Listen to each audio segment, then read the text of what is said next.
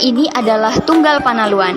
Tunggal Panaluan adalah tongkat yang dipakai oleh Datu Bolon yang digunakan dalam upacara-upacara religi Batak Toba.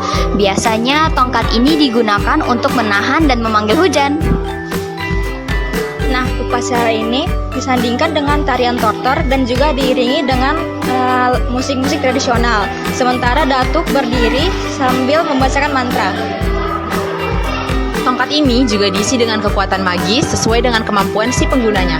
Dulu juga konon katanya, tongkat ini diisikan dengan abu jenazah yang memiliki kekuatan gaib loh guys. Teman-teman, di sini ada miniatur rumah adat Batak Mandailing. Seperti yang kita lihat di sini, rumah adat Mandailing atapnya terbuat dari ijuk dan menyerupai tanduk.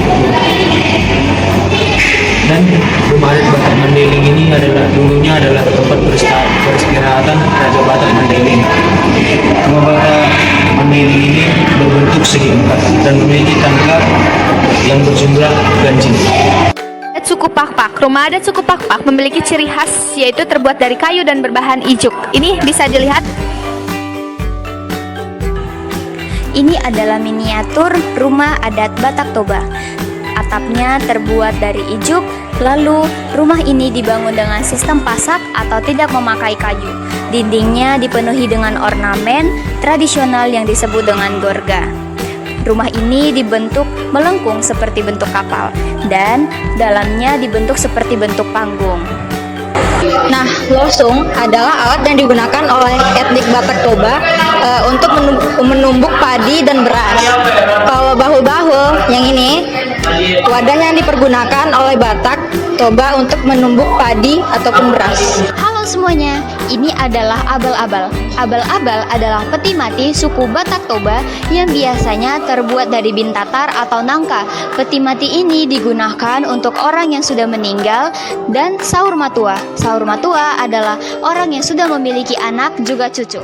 Oke, sekarang di sini telah ada perhiasan Batak Toba yang akan saya jelaskan satu persatu.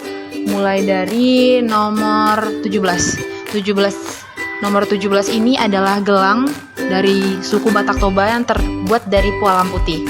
Yang nomor 18 itu juga gelang adat Batak Toba yang terbuat dari tulang belulang.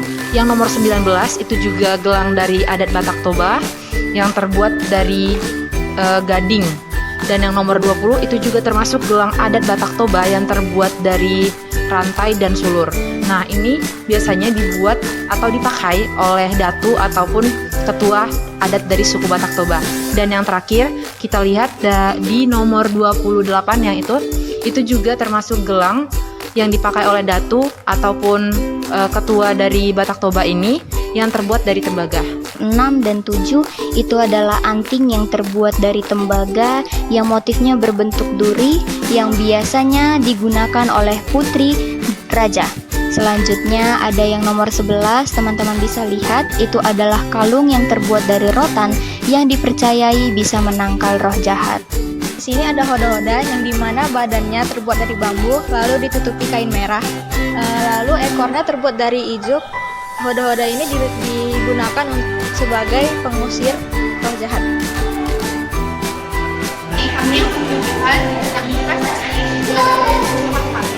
Itu replika batu Nepal Marga Pasi. Prasasti ini milik Marga Pasi yang terletak di Desa Pasi, Kecamatan Berampu, Kabupaten Daegu. Di sini terdapat ketua yang mengamankan agar permama itu turunan marga ketua dan sinanjung itu ketua marga pemuda agar tidak mengambil keuntungan dalam acara pesta baik bagi belajar maupun masyarakat biasa. Prestasi ini juga menunjukkan bahwa sistem sosial masyarakat Pakpak yang harus dilakukan. Gobar merupakan kain tenun yang dimana untuk menyelimuti bahu kedua pengantin dalam acara pernikahan suku Pakpak. Pisau Sanalikang adalah senjata tradisional dari suku Pakpak yang dibuat oleh para datu dan dipergunakan dalam proses pembuatan ramuan. Salah satu senjata tradisional Batak Mandailing adalah kodong. Kodong ini memiliki filosofi atau arti menegakkan kebenaran. Atau makna lainnya adalah Raja Mandailing dapat memutuskan hukuman bagi orang yang melanggar aturan. Kami adalah alat tradisional Sokapako yang sering digunakan dalam peperangan untuk menangani serangan musuh. Jadi alat ini bernama alat tali bolong. Alat ini terbuat dari hijau yang berambut atau kayu yang sering digunakan untuk memanjat pohon kemenyan atau enau oleh etnis Papua. Tapi alat sejenis ini juga sering digunakan oleh suku Batak lain. Gorgat adalah kalung perak yang digunakan oleh pengantin wanita dari suku Papua. Di sini terdapat alat musik dari Batak Pampaknya, genderang sesiba atau genderang 9. Mengapa disebut dengan genderang 9? Karena ada 9 alat musik yang dimana bentuknya variatif. Nah, ini adalah alat musik Mandailing, yaitu gordong 9. Mengapa dibilang gordong 9? Karena memiliki 9 gordong dan memainkannya itu dengan kayu yang tumpul. Di setiap gordong memiliki nama masing-masing. Mulai dari yang kecil diberi namanya eneng-eneng, yang agak sedang diberi namanya kudang-kudang, yang agak besar diberi namanya paniaga, dan yang paling besar diberi namanya jangat. Nah, ini sadung atau godang, yaitu tenun benang kapas dari Angkola Mandailing yang dipergunakan sebagai selendang. Halo guys, hari ini kita berada di peralatan sawah dan ladang. Dan di sini saat ini saya akan menjelaskan alat-alat apa saja yang digunakan orang zaman dahulu saat berladang. Nah, yang pertama kita lihat ada yang namanya tugal. Tugal ini digunakan untuk melubangi tanah untuk menanam padi. Yang kedua, kita lihat lagi ada yang namanya kuku kambing.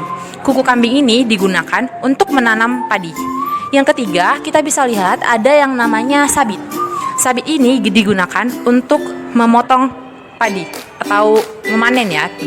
Yang selanjutnya kita lihat yang namanya kisa. Kisa ini kita fungsinya untuk menggiling padi. Nah, selanjutnya ada yang namanya ani-ani untuk memotong biji padi. Yang selanjutnya ada yang namanya fregi imbalo yang fungsinya untuk fregi imbalo ini fungsinya untuk memetik padi. Selanjutnya ada yang namanya babat loyang. Nah, ini digunakan untuk membabat rumput di ladang.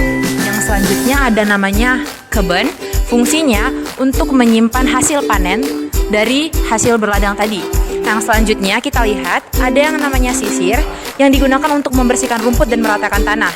Selanjutnya kita lihat ada lagi yang namanya hudali. Hudali ini digunakan untuk membersihkan dan menggemburkan tanah.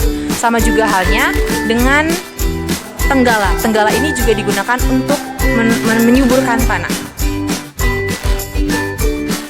Kali ini saya berada di peralatan peternakan yang biasanya dipakai oleh orang-orang yang berada di Provinsi Sumatera Utara. Yang pertama adalah sunut. Sunut adalah alat yang dipakai oleh ayam yang baru saja menetas. Yang kedua ada giring-giring. Giring-giring sama dengan lonceng lembu, adalah alat yang dikalungkan di leher lembu untuk mengetahui keberadaan lembu jika terpisah. Yang keempat ada sagak. Sagak sama dengan sangkak manuk, yaitu alat yang digunakan ayam untuk bertelur. Sekian dari peralatan peternakan. Ada curu-curu perkemenjan. Curu-curu perkemenjan adalah wadah bambu yang dipergunakan oleh etnik Batak untuk tempat kemenyan. Nah, ini adalah gelang bracelet yang terbuat dari logam yang disepuh emas, di mana ini adalah khas Mandailing yang dipakai saat wanita yang belum menikah. Nah, selanjutnya bisa kita lihat ini adalah gelang bracelet juga yang terbuat dari seng yang disepuh emas yang dipakai oleh wanita saat acara adat. Kita sudah selesai menelusuri suku dan budaya. Terima kasih sudah mengikuti kegiatan kita hari ini. Bye-bye.